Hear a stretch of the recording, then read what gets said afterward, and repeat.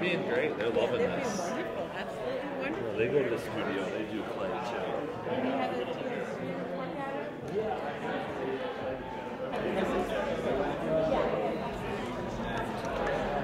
Oops, sorry.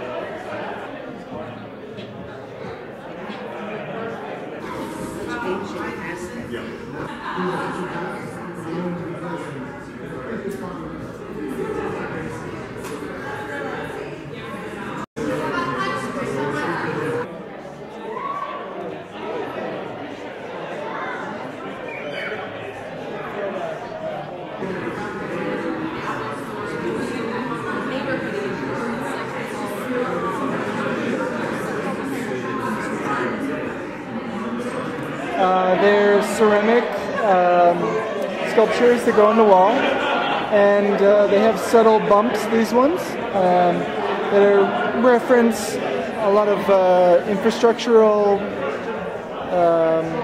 objects around in the city, like perhaps a sewer grate or some other kind of structure that is around in the city. Similar to this one as well, working with different geometries and patterns, colors, textures. But I have a lot of that inspires the work as well. The 3D design and making work digitally. Designing work digitally, and that influences the work that I make by hand. Conceptual framework. And so the piece there is sort of moving and it's off balance because while we're all interconnected, there are all these global issues that we're dealing with. Yet somehow we are all in a certain way working together and making some progress. And so this body of work explored, and I really wanted to make a strong statement of the interdependence but also the tenuous nature of that right now. It turns out to be very topical right now, although I started working on it 18 months ago. Toshiko, one of the things that Toshiko used to say, which relates to this work, and when I talk about bringing out the inner nature of an individual, a certain state of mind, emotional state, she used to say that for her pieces that the inside was the most important part. And so this is a big influence on this work, where I'm exploring the inside of the human nature, or the individual, or different states of mind. So I wasn't actually consciously thinking about that, but after a while, when I was working in this direction, it occurred to me that that was such a significant influence. I'll tell you one other interesting story in terms of, I think, in my case, how she helped move me forward.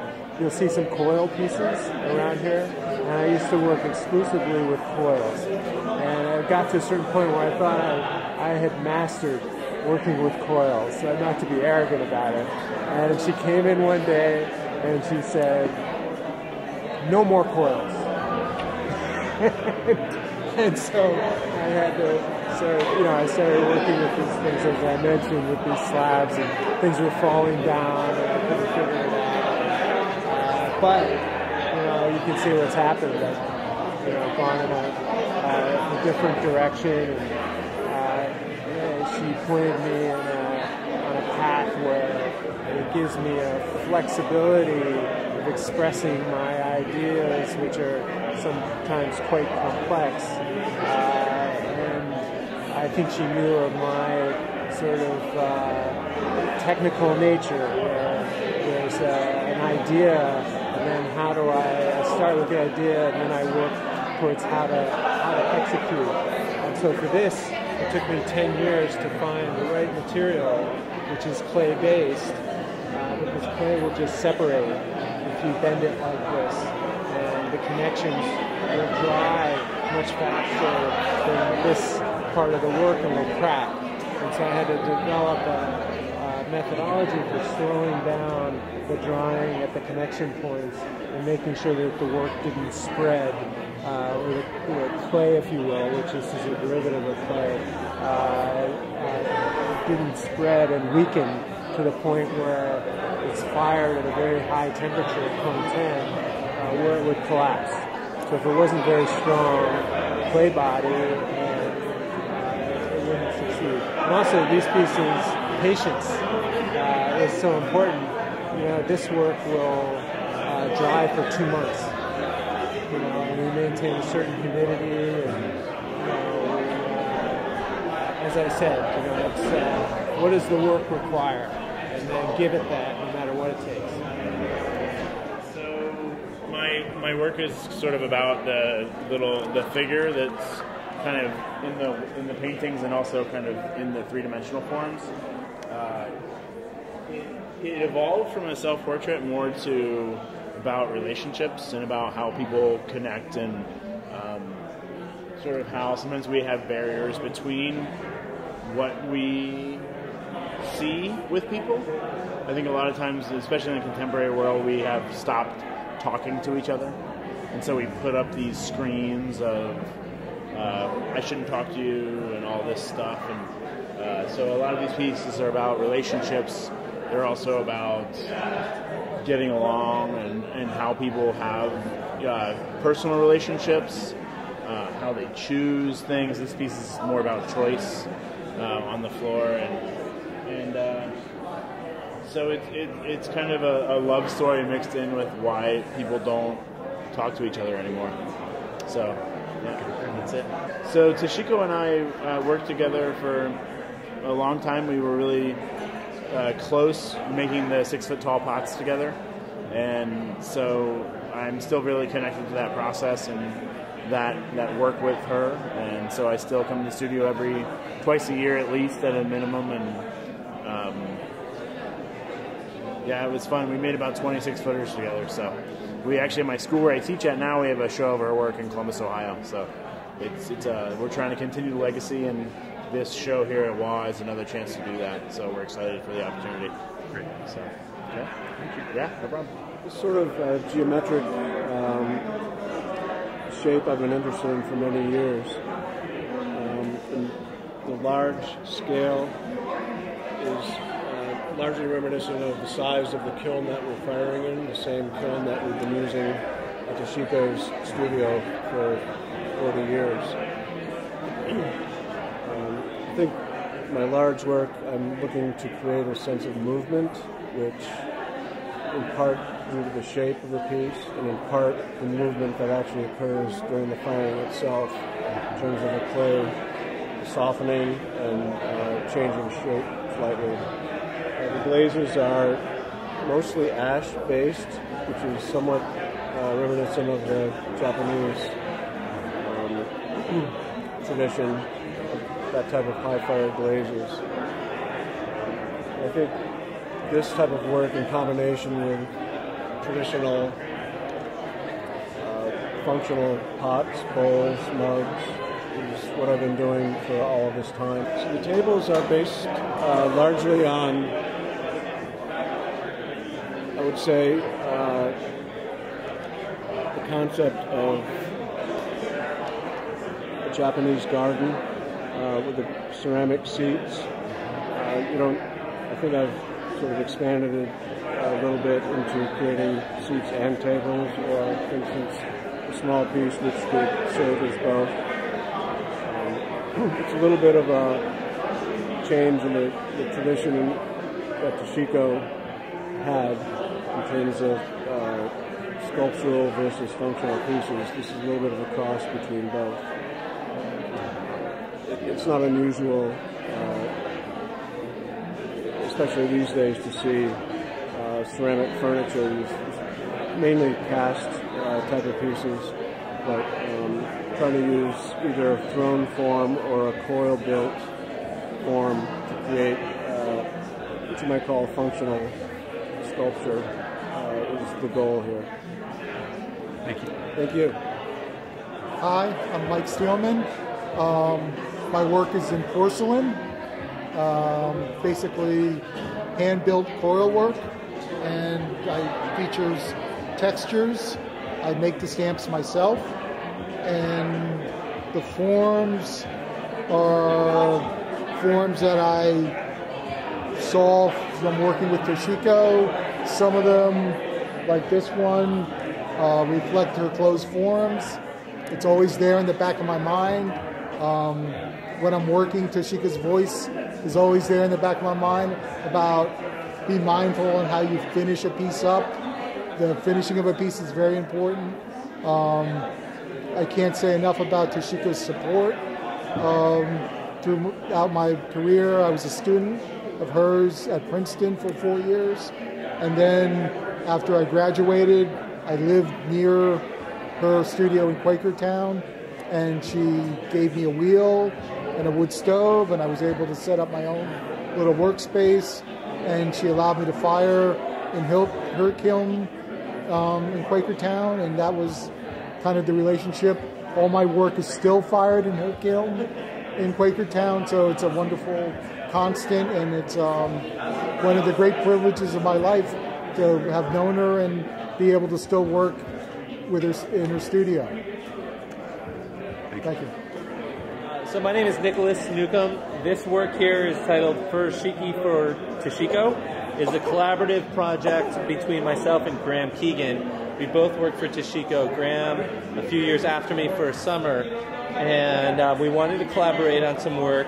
I'm a potter, and he does a lot of fabric dyeing with natural dyes, and so we worked with the First Shiki style of wrapping. It's primarily a gift wrapping technique, very common within Japanese culture and Korean culture. And Graham and I discussed our time with Toshiko and what it meant to us, and he came up with these great motifs that explain some of our time with her. So the top left, we have a Napa cabbage motif. Napa cabbage was a staple within her cooking, which was a big part of working with her. We lived with her, we ate with her, and she cooked for us. Then the top right is the Chrysanthemum Motif. Toshiko was part of the Chrysanthemum Society of New Jersey, and gardening was a major component of the apprenticeship with her. So we learned a lot about her appreciation for flowers and the natural world. This one on the bottom or middle left is a wasp motif, and both Graham and I discovered through conversation that we were both stung by wasps in the same part of the garden. When underneath there's a peach tree where a wasp nest lives, and a few years in between, he and I both were gardening and we were stung by a wasp. So that was kind of a fun personal story. This one on the right is a moon motif. The moon is something that Toshiko honored in her own work. A lot of her sculptures were considered moon pots. This bottom left is the shiso motif. The shiso is in the basil family, and Toshiko grew the shiso in her garden and cooked with it, mixing it with rice and and some other ways of cooking with it. And then on the right is the bamboo motif. And bamboo was a primary material we worked with when gardening. And so we used bamboo to build stalks for the bean sprouts to grow, and just to mark the property. And so together, this is a way to honor the gift of working with Toshiko. So this is, again, the furoshiki style of gift wrapping with fabric. And not too far back, within the last 15, 20 years, the Japanese Ministry of the Environment issued out a guide of furoshiki wrapping that helped guide us here. Their intent was to minimize the use of plastic bags. It was kind of a nice guide for us to learn about the style and how it relates to the gift giving, and incorporate it with this project here. Inside of each one of these sculptures is a ceramic pot that I made, and I glazed it very similar to a way that I would channel the way Toshiko glazed. So if these were to be unwrapped, you would see a very similar brushwork, an expressive nature, and some of her colors that she used. I get a lot of interest in like what's underneath the fabric, which I really like how that draws the viewer in, and they have to think about what's on the inside. And there's a push-pull of, can I see it, can I not see it? Which I think adds to the intrigue of what's happening here. And Toshiko was a very private person, and only after you spent time with her you got to understand the many layers and the depth of her personality. Okay, thank you. Thank you. Yeah.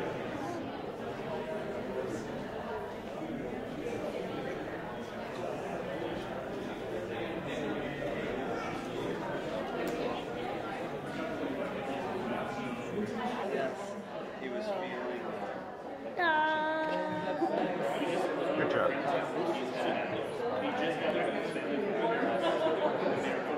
I hope there's one.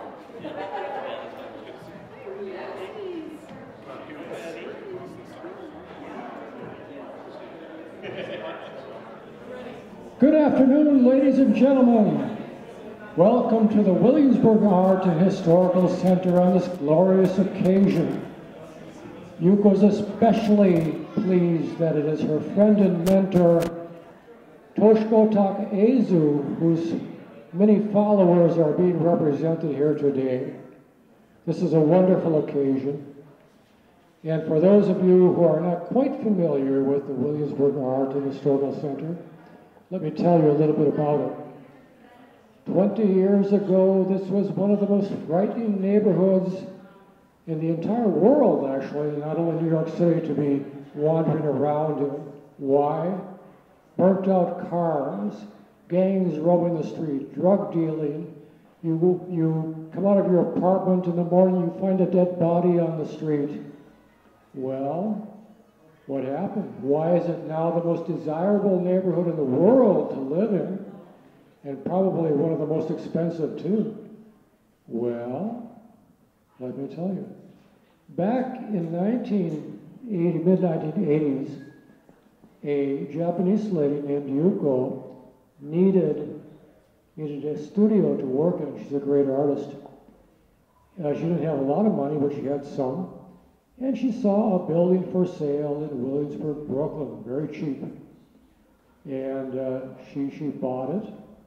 And with her own hard work, carpentry, everything, she worked very hard to renovate it and rent it out to artists. And time came, a lot of artists discovered the neighborhoods here. They could live in empty buildings, burnt out buildings for no rent at all, or very cheaply because nobody wanted to live here. And when artists start moving in, what happens? Well, the real estate people discover the place. And the artists create an ambiance, and people come from all over the world at a point in Williamsburg to visit the artist studios. Yes. And then what? They need a restaurant. So some artists opened up restaurants to capitalize on that. And then the gallerists discovered it. opened up galleries to represent the artists. Boom. A big real estate development developed, so that by around the year 2000, there were about at least 10,000 artists resided in Williamsburg and about 80 galleries. In 2000, when did you buy the building? 1996, right. Yuko was driving down Bedford Avenue and saw on this beautiful building here a sign for sale. So she approached the owners, and they showed it to her, and they said, well, what do you do, Yuko? She said, I'm an artist. And they said, oh, that's too bad, because many artists have come in to look at the building to buy it, and we know you can't afford it, please go away.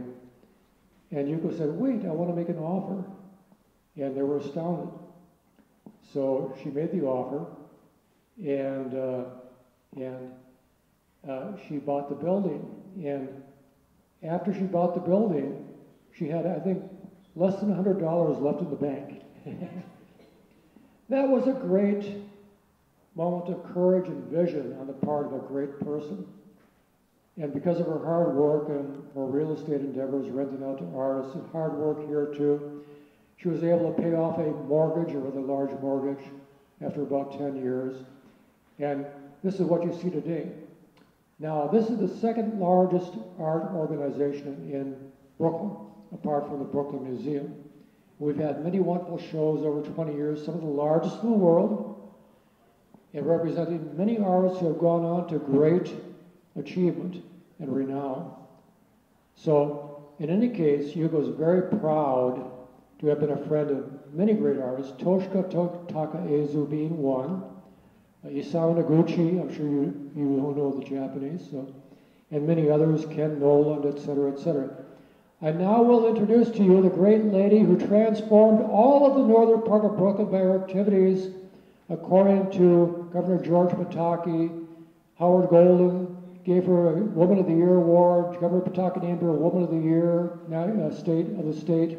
Governor Patterson also named her Woman of the Year. On and on and on. Marty Markowitz gave her several awards over time in Pratt Institute, one of the greatest art institutions in the world. Said as she has achieved unparalleled achievements. So here's the great and one and only Yuko Ni. Please step forward. The one and only. Thank you very much. Terence Lindahl, he is the president of the WAH Center. We call Williamsburg Art and Historical Center WAH Center, W-A-H, Williamsburg Art and Historical Center. WAH Center. WAH means in Japanese peace, harmony, and unity. And we happen to be right next to the Williamsburg Bridge. So the concept or mission of the WAH Center is, of course, peace, harmony. WAH means peace, harmony, and unity. But through the international language of art, you come to understand each other, you respect each other, and you love each other. So the art is the means to make connection. And I want to congratulate all of you today for bringing wonderful artworks that Toshiko Takaezu, my mentor, and your mentor, we can share the same spirit. I know Toshiko is looking at us, and she's smiling, or maybe she's very critical. As you know, she's a powerful individual. I respect her very much. I met her in 1979, and we had a show together in Virginia, Madison University. So that's the beginning of, shall I say, my friendship and mentorship. So it's been lasting long, long time. So her lessons stay with me. Just like I'm sure you learn so much about life itself too, not only ceramic disciplines. She is the one who teaches you what is most important in life. So we had a wonderful show, 1996, when I opened up this war center. 5 years later, 2001, that is 9/11, as you know, everybody knows. And then tragedy happened. And a month later, we had a 5th anniversary show. And all 7 mentors, my friends' show, were held here. And most of the New York City's galleries, they are closed. But we kept it open because it was a fundraising event. 200 people were coming, so we could not close it. So we had a wonderful performance, wonderful show here. This is the catalog we printed. My friends and mentors. And so Toshiko was here. And then we went out for dinner near the bridge. And it was most moving, beautiful show. And those are the saddest moments for many Americans or international people. World Trade Center we used to see from this all the way on the west side. So that was still blue light was shooting up when we were having dinner. So interesting thing is what Toshiko said in front of 200 people. You cannot say no to Yuko. Isn't that wonderful? And so she knows, well, someone said, why is it? Yuko knows the best, like father knows the best, or something like that. So it was very honorable to hear what she said, and ever since that we are sisters, I would say, she is my aunt. I'm sorry she is no longer with us, but she has a spirit with us to share. And all of the 20 artists here, remarkable artworks, and can you imagine, you learn something from her, but everybody expressed all different ways, but they resonate together in this space. To me, it is very memorable show. And thank you very much. And Leslie Fay, she's the one, she's right here. She curated this show. Could you please come, Leslie? So Leslie, thank you very much. And would you like to say something? Well, thanks everybody. I feel very honored to share this experience with all of you. And I'm so grateful for both of you for providing the space for us. What do you say? You know, Toshiko was everyone who knew her. She was a mentor and a person who will never be replaced in any way. So we can all carry her in her heart, in our hearts, and thank her every day for all the good that she gave us. That's what I have to say. Thank you very much. And then Jeff Boras, would you like to say something? Also, Toshiko was invited by Skidmore College for 1 week, and I happened to be a guest artist at Saratoga Spring called Yado. You know, I'm a painter. So Toshiko invited me, Yuko, you have to come over. I'll be here for 1 week. So I went twice to see her demonstrations and teaching. And how many times I visited her in Quakertown, and she was very wonderful. Vegetables, yeah, vegetables. And she put vegetable and a wonderful salad and so on. Well, I almost make me cry when I think about it. Okay, Jeff Boras. Thank you. Thank you, Yuko. Hello, everybody. Thanks for coming. I put this show together and invited Leslie to curate, and I hope you enjoy the the way we put things together. This is Toshiko's work, and everybody's work sort of, reflects back to this, and this is the core of it all. And thanks for coming. What else can I say? This show is sort of a second iteration. We had the original show was in, not the same show, but same idea, was in Kansas City last year and at the Haw Gallery, H-A-W, and now we're at the Wah Gallery, which I thought was pretty appropriate. And I'm really thrilled that there's so many connections back to Toshiko, where she lived, and Yuko, and the experience that all the apprentices had around New Jersey and New York City. So it's really cool to be here, and really great to have the show here, and I hope you all enjoyed it. Thanks a lot.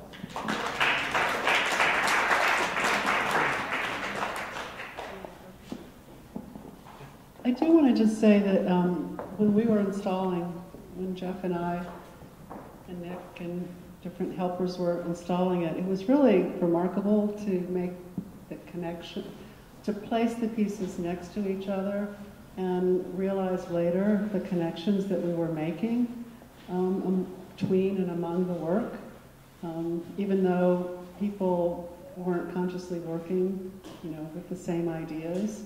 But as you walk around and look at pieces, they all interact with each other in really different, exciting ways. And I think that that also speaks to, the power of Toshiko and the power of our common language that unites us all together. So, my final word.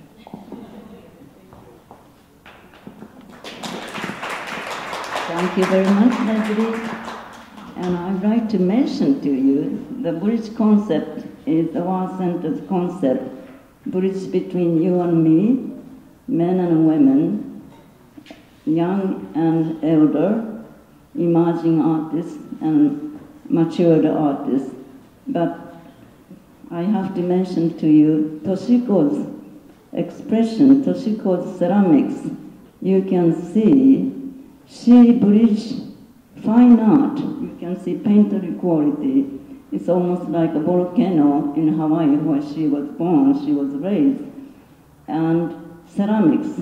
Ceramics usually is considered to be a craft, like you usually use, at home, drinking tea and so on. But she broke the barriers. So I really appreciate her bridge concept, fine art, and then ceramics. Her work is not functionable, as you can see. There's a little small hole on top of her piece, and that is her signature, shall I say. Well, she used to make all sorts of plates and so on, but it is really remarkable. And so I do share the same concept of bridge, and everybody expressed so differently. Isn't that remarkable? I love this show very much. Thank you very much for organizing. Thank you very much for participating, all artists here. And we have to bring more people. This cannot be missed. So now I saw. So we are going to promote this show. So please mention to everybody to come over in Williamsburg, Wah Center. Thank you very much.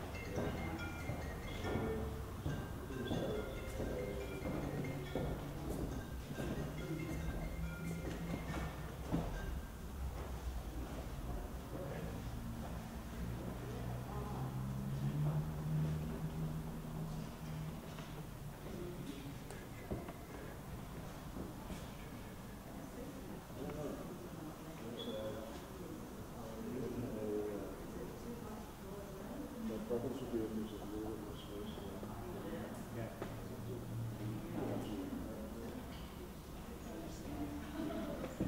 So maybe move this 6 inches.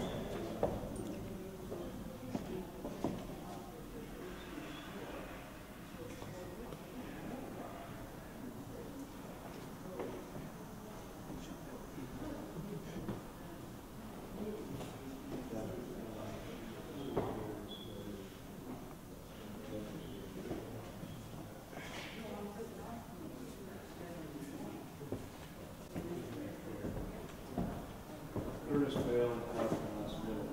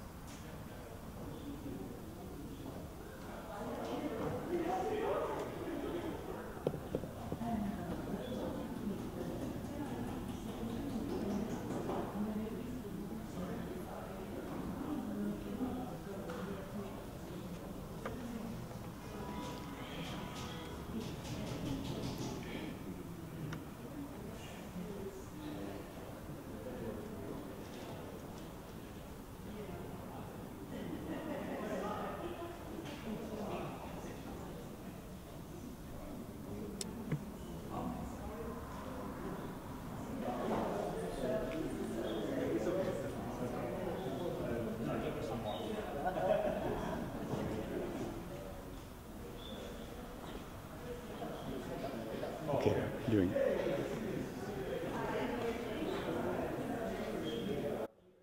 you take the scenery? That's what I'm doing now.